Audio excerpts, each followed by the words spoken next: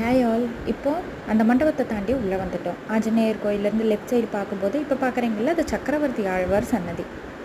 இது ஆஞ்சநேயர் கோயில் நம்ம பார்த்தது. இப்போ ஆஞ்சநேயர் கோயிலேருந்து ரைட் சைடு என்ன இருக்குன்னா ராமானுஜர் சன்னதி இருக்கும். இதுதான் ராமானுஜர் சன்னதி. இது ஆஃபீஸ், கோயில் ஆஃபீஸ் சைடில் இருக்கிறது. அந்த சைடில் இருக்கிறது ஆர்ட் மியூசியம்.